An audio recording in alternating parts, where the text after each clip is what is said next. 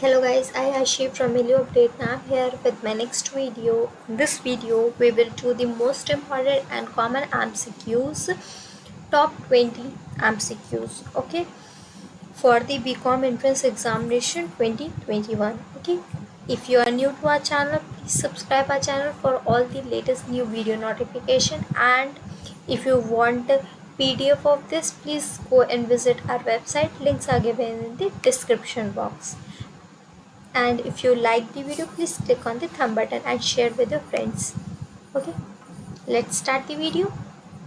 First MCQ is the board of the director of the joint stock company is selected by. Basically जो आपके board of directors होते हैं joint company को, उनको कौन select करता है? बेसिकली उनको शेयर होल्डर से सेलेक्ट करते हैं. Okay, so answer will be shareholder. Then there is a next question is a liability of the partners. Basically आपकी जो पार्टनरशिप फर्म होती है उसमें जितने भी पार्टनर्स होते हैं उनकी लाइबिलिटी क्या होती है? वो अनलिमिटेड होती है. Okay, so answer will be unlimited.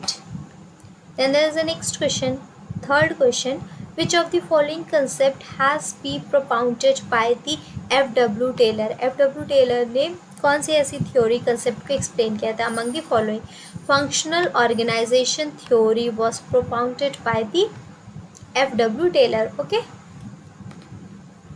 so answer will be functional organization theory concept was given or explained by the F.W. Taylor. Then there is a next question is a journal entry is. basically आपकी जो journal entries होती हैं वो क्या है? वो एक primary book है. Okay, so answer will be primary book. Then there is a next question. Next question is a bank reconciliation statement is. Basically जो भी आपका रिकन्सिलेशन बैंक रिकन्सिलेशन स्टेटमेंट होता है वो बेसिकली एक ऐसा स्टेटमेंट है जो कि प्रिपेयर्ड होता है बाय द कस्टमर के through. Okay, so answer will B bank reconciliation statement is a statement prepared by the customers. Okay, then there is a next sixth question is which of the following is not a part of the double entry system. Basically double entry system में क्या होता है? इसमें आपका एक dual concept चलता है.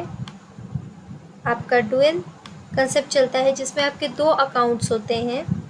Okay, दो अकाउंट्स होते हैं जिसमें से एक आपका होता है कि जो आप कैश डेबिट साइड, ओके, और एक होता है आपका क्रेडिट साइड. ओके, सो डुअल डबल एंट्री सिस्टम में क्या होता है? Dual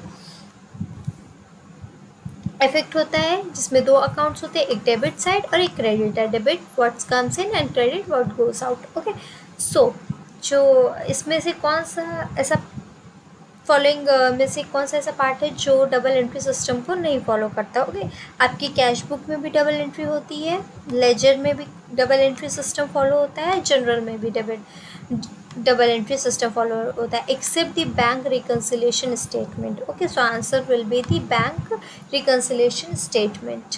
then there is a next question, seventh question is a current liability includes. Basically आपकी जो करंट लाइबिलिटी होती है वो शॉर्ट टर्म लाइबिलिटीज होती हैं. ओके, फॉर दी 1 ईयर्स के लिए उसको हम लोग करंट लाइबिलिटी बोलते हैं. Bill payable is the current liability, creditors are the current liabilities and outstanding expenses भी जितने होते हैं वो क्या होते हैं? करंट लाइबिलिटीज होते हैं. Okay, so answer will be all of these. Then there is a next question is a person who owns money to the firm. वो पर्सन जो आपका फर्म को पैसा क्या करता है? देता है. उसको हम लोग बेसिकली क्या बोलते हैं? डेटर्स बोलते हैं. Okay, so answer will be A, debtors. Then there is the next question is ninth question, accounting equation is based on. Basically जो भी आपके अकाउंटिंग स्टेटमेंट होती है वो बेसिकली आपके डुअल एसेप्ट पे कंसेप्ट पे बेस्ड होती है. डुअल कंसेप्ट मतलब आपके दो अकाउंट होते हैं, एक डेबिट होता है और एक क्रेडिट होता है. ओके, दो कंसेप्ट पे बेस्ड होते हैं आपके जितने भी अकाउंटिंग इक्वेशंस होती हैं. Okay, so answer will B dual concept. Then there is the next question, 10th question is what it does we call two parallel lines draw on the main page of the cheque. Basically आपको जो check होता है उसमें इस तरह की दो जो लाइन बनी होती हैं उसको हम लोग क्या बोलते हैं, उसको हम लोग बोलते हैं cross cheque. Okay, so answer will be cross cheque. Okay, then there's the 11th question, a debenture does not have, basically debenture holders जितने भी होते हैं उनके पास क्या नहीं होता है, basically debenture holders को आपको पता है कि fix interest rate of interest मिलता है उनको, मेच्योरिटी पीरियड होती है, एक मेच्योरिटी पीरियड के बाद ही उनको फिक्स रेट ऑफ इंटरेस्ट मिलता है। ओके, और उनको पैरिटी इन द लिक्विडेशन, जब लिक्विडेशन हो रहा होता है तो उनको पैरिटी मिलती है, उनको पहले क्या किया जाता है, उनका जितना भी अमाउंट होता है वो पे किया जाता है। Okay, so these are the function, these are the features of the debenture except voting right. Okay, इनके पास क्या होता है, डिबेंचर होल्डर्स के पास क्या होता है, वोटिंग राइट का कोई भी राइट नहीं होता है इनको। ये मैनेजमेंट के फंक्शन में, जब भी आप एक कंपनी में मैनेजमेंट के फंक्शन में क्या होता है, इनका कोई भी रोल नहीं होता, डिसीजन मेकिंग में भी इनका क्या होता है, रोल नहीं होता है। Okay, so answer will be voting right does not have the feature of the debenture holders. Okay, then there is the next question, is the debentures are traded in, basically जो debentures होते हैं वो किस में trade होते हैं, आपको stock exchange में ट्रेड्स होते हैं। Okay, so answer will be stock exchange. Then there is the next 13th question, is certificate of the deposit can be issued for a maximum maturity period of, basically जो आपका certificate of a deposit होता है वो कितने maximum period के लिए issue हो सकता है, बेसिकली वो इशू हो सकता है 12 मंथ के लिए। ओके, उसकी जो मैक्सिमम मेच्योरिटी पीरियड होता है वो क्या होता है, 12 मंथ। और नेक्स्ट क्वेश्चन इज उसका मिनिमम कितना मेच्योरिटी पीरियड होता है, उसका मिनिमम मेच्योरिटी पीरियड जो होता है वो 7 डेज होता है। Okay, so answer will be 7 days. Then there is the next 15th question, is short term funds are dealt with, basically जो जितने भी आपके शॉर्ट टर्म फंड्स होते हैं वो डेल्ट होते हैं मनी मार्केट के थ्रू। ओके, और जो आपके लॉन्ग टर्म फंड होते हैं वो कैपिटल मार्केट के थ्रू, और जो कमोडिटी मार्केट में जो अभी आपके गुड्स एंड सर्विसेज होते हैं, गुड्स होते हैं वो आपके कमोडिटी मार्केट में क्या होते हैं, डील होते हैं कमोडिटी मार्केट में। Okay, so answer will be money market. Okay, then there is a next question, next question is a error in the personal और द रियल अकाउंट, आपके जो पर्सनल अकाउंट होते हैं और रियल अकाउंट होता है उसमें अगर कोई भी एरर है, ओके, सो वो किसको इम्पैक्ट करेगा, वो बेसिकली आपके बैलेंस शीट को ही डायरेक्टली क्या करेगा, इम्पैक्ट करेगा। ओके, क्योंकि आपके जो डेबिट एंड क्रेडिट है, चाहे वो आपका पर्सनल अकाउंट हो या फिर आपका रियल अकाउंट, रियल अकाउंट्स मतलब जो भी आपके असेट्स लाइबिलिटीज़ यूज़ होते हैं कंपनी में उसको कहते हैं हम लोग रियल अकाउंट। ओके, और जो भी पर्सनल अकाउंट में जितने भी डेबिट एंड क्रेडिट्स के अमाउंट आते हैं उसमें अगर एरर आएगा तो आपके बैलेंस शीट को क्या करेगा, इम्पैक्ट करेगा। Okay, so answer will B balance sheet. Then there is the next question, is which of the following is an example of a non-cash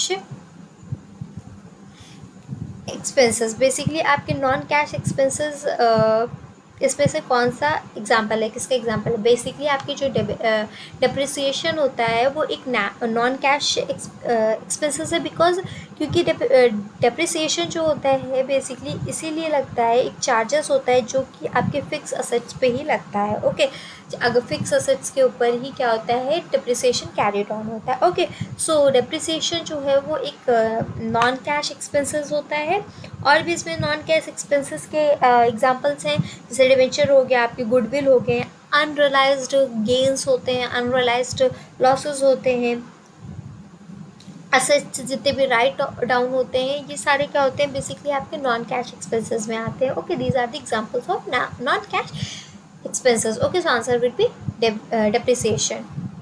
Then there is the next question, as per the Companies Act 2013 a company can be formed, basically आपकी Companies Act 2013 के according company का form होती है, company basically started even with a 1 person, अगर एक person अकेले भी company को स्टार्ट करना चाहता है, सोल प्रोप्राइटर कंपनी भी क्या होती है, फॉर्म होती है। ओके, सो कंपनीज लॉ के अकॉर्डिंग क्या है कि कंपनी जो है ना वो एक पर्सन, एक इंडिविजुअल पर्सन भी क्या कर सकते हैं, फॉर्म कर सकता है। Okay, so answer will be even with a 1 person. Then there is a next question, if all the partners are insolvent except 1, basically जब जितने भी पार्टनरशिप में आपके जो पार्टनर्स होते हैं वो सारे पार्टनर क्या हो रहे हैं, इंसॉल्वेंट हो जा रहे हैं। ओके, सो आपका एक को छोड़ के, एक्सेप्ट वन पार्टनर को छोड़ के जितने भी पार्टनर्स आपकी कंपनी में थे वो सारे क्या हो गए, इंसॉल्वेंट हो गए। तो उस केस में क्या होता है, उस केस में ये होता है कि जो आपकी पार्टनरशिप होती है वो क्या हो जाती है, डिसॉल्व हो जाती है। Okay, so only partnership is dissolve. Then there is a next question. Next question is a fixed deposit is also referred to as, basically आपका जो फिक्स डिपॉजिट होता है उसको हम लोग टर्म डिपॉजिट भी बोलते हैं. Okay, so answer will be term deposit. Then there is a 21st question is a cheque is, basically cheque क्या है, इसमें से एक चेक जो है वो एंडोर्समेंट रिपोर्ट है. ओके, चेक जो होता है आपका, बेसिकली आप जब चेक लेते हैं, इशू कर, जब चेक आप करते हैं तो आप चेक के पीछे क्या करते हैं, साइन जो आपका ड्रॉवर होता है वो क्या करता है, अगर किसी को पेई को जो पे कर रहा होता है उसके पीछे क्या लिख देता है, जो पेई को पे करता है, तो पेई को अगर किसी थर्ड पर्सन को वो चेक फॉरवर्ड करना होता है, देना होता है, पे करना होता है, तो वो क्या करता है कि उसके पीछे, चेक के पीछे सिग्नेचर करता है according to with the name of the whom he is paying the check. Okay, so that is called as a endorsement report. Okay, so check basically क्या होता है, एक endorsement report है. Okay, so answer will be endorsement report. Then there is a next question is a purchase account is, basically आपका जो purchases account होते हैं वो क्या होते हैं, वो नॉमिनल अकाउंट होता है. ओके, जितने भी आपके परचेजेस अकाउंट और सेल्स अकाउंट क्या होते हैं, आपका नॉमिनल अकाउंट होते हैं, क्योंकि ये एक्सपेंसेस और इनकम होती है कंपनी के लिए. Okay, so answer will be nominal account. Then there is a bank account is a, basically आपका जो बैंक अकाउंट है वो एक पर्सनल अकाउंट होता है. Okay, so answer will be personal account. Then there is a next and last question is opportunity is known as, basically opportunity क्या होती है, अपॉर्चुनिटी का मतलब होता है best alternative. Okay, opportunity means कि आपको क्या है कि आपके पास एक लैंड है. ओके, एक लैंड है आपके पास, उसमें आप क्या कर सकते हैं, वीट भी ग्रो कर सकते हैं, और क्या ग्रो कर सकते हैं आप, ब्रेड भी, वीट भी ग्रो कर सकते हैं, और कोई फ्रूट का भी क्या कर सकते हैं आप, ग्रो कर सकते हैं. लेकिन आप क्या करेंगे, आपके पास दो अपॉर्चुनिटीज़ हैं, तो आप उसमें से क्या करेंगे, बेस्ट ऑल्टरनेटिव चूज़ करेंगे, बेस्ट निकालेंगे कि जिससे आपको ज़्यादा प्रॉफिट हो रहा होगा. जैसे आपको वेजिटेबल ग्रो करने से ज़्यादा प्रॉफिट हो रहा होगा, तो आप क्या करेंगे, वेजिटेबल अपने लैंड पे क्या करेंगे, ग्रो करेंगे. अगर आपको फ्रूट्स ग्रो करने से आपको प्रॉफिट मिल रहा होगा तो आप फ्रूट ग्रो करेंगे. सो अपॉर्चुनिटी का मतलब ही होता है कि आप उसमें से एक बेस्ट ऑल्टरनेटिव चूज़ करें जो आपको बेस्ट प्रोडक्शन भी दे और बेस्ट प्रॉफिट भी दे. Okay, so answer will be A, best alternative. Okay, thank you guys, I hope you like the video. If you like the video, please click on the thumb button, and if you are new to our channel, please subscribe our channel. And for ebooks and for the PDF of this, please go and visit our website. Links are given in the description box. Thank you.